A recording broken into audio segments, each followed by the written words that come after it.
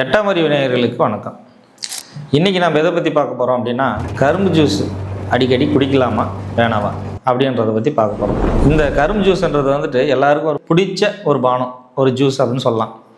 இப்போ அதிகமாக ரோட்டோர கடையெல்லாம் நிறைய கடைக்கு நிறைய போட்டாங்க. அப்போல்லாம் இங்கே ஒரு இடத்துல தான் இருக்கும்.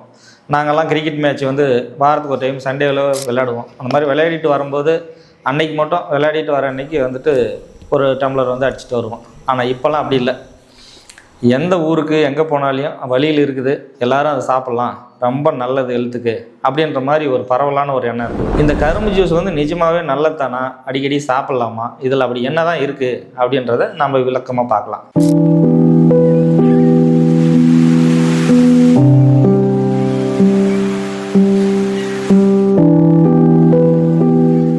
முதல்ல கரும்பு ஜூஸில் என்ன நியூட்ரிட்டிவ் வேல்யூ இருக்குது அப்படின்றத முதல்ல பார்க்கலாம். ஒரு 100 ml கரும்பு ஜூஸில் என்ன நியூட்ரிட்டிவ் வேல்யூ இருக்குது அப்படின்றத முதல்ல தெரிஞ்சுக்கலாம். அதில் என்னென்னா, அந்த 100 ml ஒரு 50லேருந்து 55 கலோரி எனர்ஜி நமக்கு அதில் கிடைக்கும். அவ்வளோதான், வேற ஒன்றும் இல்லை. அப்புறம் அந்த கரும்பு ஜூஸ்ன்றது என்ன, ஒரு பிளெயின் சுகர் தான். ஏன்னா வெல்லம் சர்க்கரையை எதில் எடுக்கிறோம், கரும்பு ஜூஸில் தான் எடுக்கிறோம்.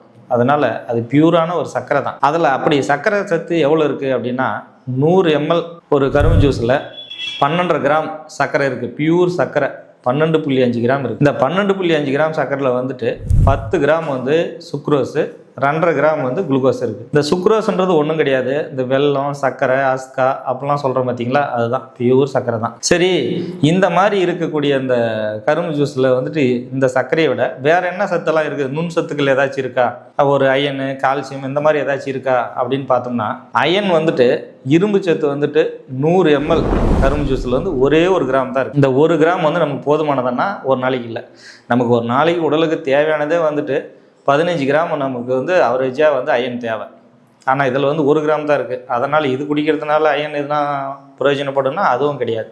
சரி, இதில் எதாவது ஃபைபர் கண்டென்ட் எதுனா இருக்கா அப்படின்னா அதுவும் கிடையாது. ஏன்னா நார் சத்துன்றது அந்த சக்கையில் தான் இருக்கும். ஆனால் சக்கையை பூரா புளிஞ்சிட்டு தான் நம்ம ஜூஸை எடுக்கிறோம். அதனால் நார் சத்து கண்டிப்பாக கிடையாது. அப்படி மிஞ்சி போனால் என்ன பண்ணும், ஒரு 0.5 கிராம் அந்த மாதிரி 0.5 மில்லிகிராம் அவ்வளோதான் இருக்கும் ஃபைபர் கண்டென்ட்.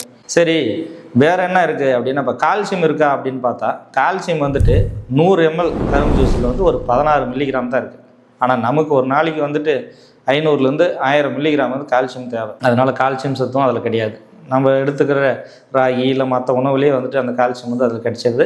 அயனும் அதே மாதிரி தான். கீரை அப்புறம் ஏதாவது அசைவ உணவு நம்ம எடுத்துட்டோம்னாவே அதுவே கிடைச்சிடும். இந்த கரும்பு ஜூஸ்னால அதில் ஒன்றும் கிடையாது. சரி, வேறு என்ன விட்டமின்ஸ் ஏதாச்சும் இருக்கா அப்படின்னு பார்த்தா, விட்டமின் சி சத்து அது எவ்வளோ இருக்குன்னா ஒரு 6 மில்லிகிராம் தான் இருக்குது. பொதுவாக ஒரு 100 கிராம் நெல்லிக்காய் சாப்பிட்டோம்னாவே ஒரு 550லேருந்து 600 மில்லிகிராம் நமக்கு கால்சியம் கிடைச்சிருது. அதனால் கால்சியமும் அதில் அவ்வளோவா இல்லை.